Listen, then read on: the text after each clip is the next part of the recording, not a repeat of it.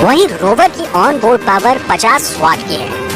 ये जब lander land हो जाएगा और बाद में उसको कम्युनिकेट करना है, तो कम्युनिकेट अभी दो तरह से होगा। एक तो हमारा प्रोपल्शन मॉड्यूल है, उससे भी कम्युनिकेट हो सकता है। लैंडर अपने आप पृथ्वी से कम्युनिकेट कर सकता है। और तीसरा वो हमारा ऑर्बिटर है, उससे भी कम्युनिकेशन भी बढ़ गया। 14 जुलाई को चंद्रयान 3 को LVM-3 रॉकेट से लॉन्च किया गया। खास बात यह है कि LVM-3 रॉकेट चंद्रयान 2 को लॉन्च करने वाले GSLV MK3 M1 का ही अपग्रेडेड वर्जन है। इसरो ने चंद्रयान 3 को लॉन्च करने के लिए LVM-3 को ही क्यों चुना, इसे ऐसे समझिए। LVM-3 के जरिए चंद्रयान 2 समेत 6 लॉन्च किए गए हैं और हर एक लॉन्च सफल रहा है। मतलब सफलता 100%।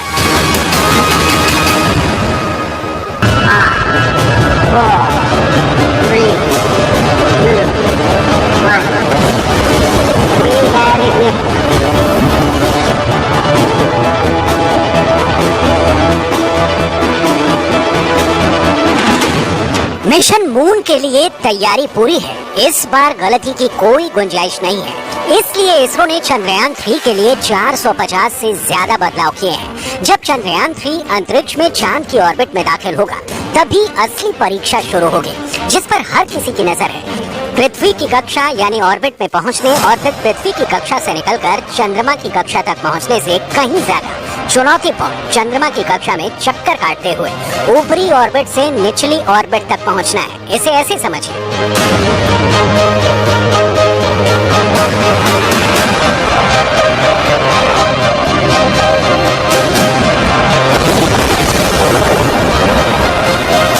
GSLV Mark 3 रॉकेट चंद्रयान को पृथ्वी की कक्षा में स्थापित करेगा। पृथ्वी की ऑर्बिट में पहुंचने के बाद चंद्रयान 3 धीरे धीरे पृथ्वी की कक्षा में दूरी को बढ़ाएगा, ताकि पृथ्वी के गुरुत्वाकर्षण को कम किया जा सके। दूरी बढ़ाने के लिए ऑन बोर्ड रॉकेट का इस्तेमाल होगा। ये रॉकेट चंद्रयान के साथ भेजे जाएंगे और फिर इस तरह चंद्रयान 3 पृथ्वी की कक्षा से निकलकर चंद्रमा की कक्षा में दाखिल होगा। यहाँ प्रक्रिया उल्टी दिशा में चलेगी, मतलब पृथ्वी की कक्षा में चंद्रयान की दूरी को बढ़ाया जाएगा, तो चंद्रमा की कक्षा में पूरी कोशिश दूरी को कम करने पर होगी।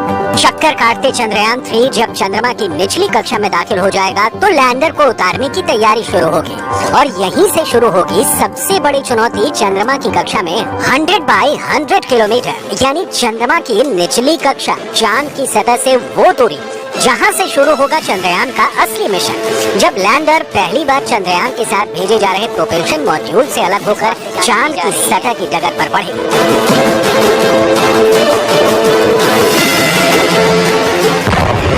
प्रोपल्शन मॉड्यूल से अलग होने के बाद लैंडर विक्रम स्पीड को कम करेगा। लैंडर धीरे धीरे 100 बाई 30 किलोमीटर की कक्षा में पहुंचेगा और अनुकूल परिस्थिति मिलने पर चांद पर लैंड करेगा।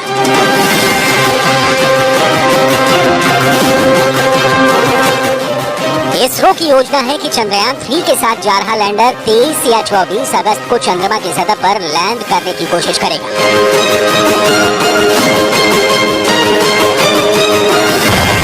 सॉफ्ट लैंडिंग के कुछ वक्त बाद रोवर को बाहर निकालने की प्रक्रिया शुरू होगी। सब कुछ ठीक होने पर रोवर लैंडर से नीचे आएगा।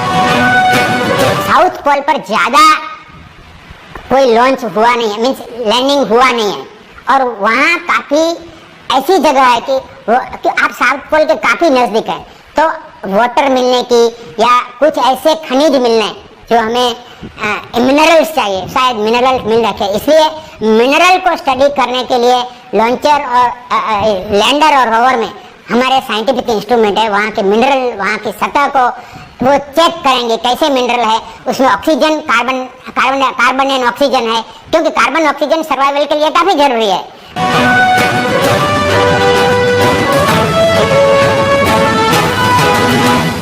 अब सबके मन में सवाल उठ रहा होगा कि रोवर किस तरह से जानकारी जुटाएगा।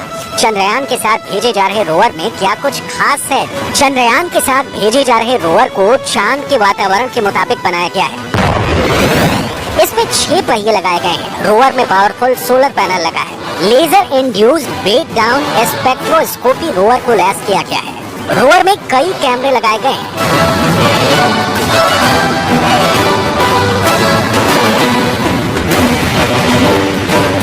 लैंडर के साथ भेजा जा रहा रोवर चंद्रमा की सतह पर चलकर डेटा जुटाएगा, चंद्रमा की सतह की तस्वीरें लेगा, जिसे वो लैंडर को भेजेगा और लैंडर चांद का data Indian deep space network के जरिए इसरो से साझा करेगा। इमरजेंसी के हालात में लैंडर चंद्रमा की कक्षा में चक्कर लगा रहे ऑर्बिटर से संपर्क साध सकता है।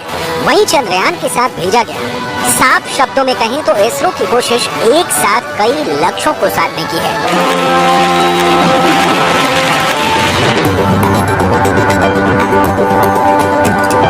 अंतरिक्ष अनंत है और संभावनाएं भी।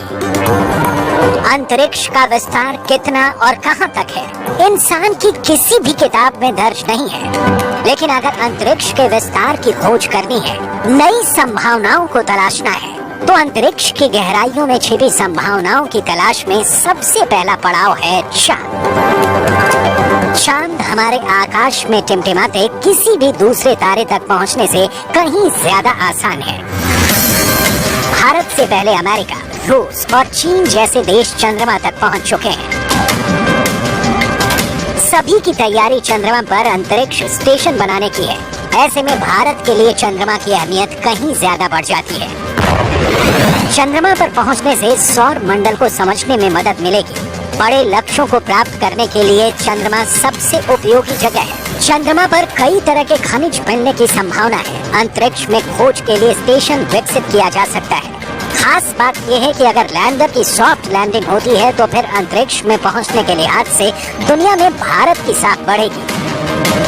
यही नहीं, अरबों डॉलर के अंतरिक्ष बाजार में भारत पहले से ज्यादा ताकतवर होकर आगे आएगा। चंद्रयान 3 की सफलता न सिर्फ दुनिया के मंच पर देश की ताकत का एहसास कराएगी, बल्कि इसरो के मिशन आदित्य और मिशन गगनयान के लिए भी रास्ते खोलेगी। इसरो की तैयारी गगनयान के जरिए अंतरिक्ष में मानव मिशन भेजने की है।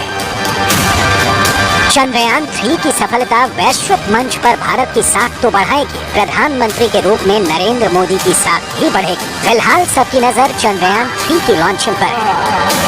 3, 2, 1.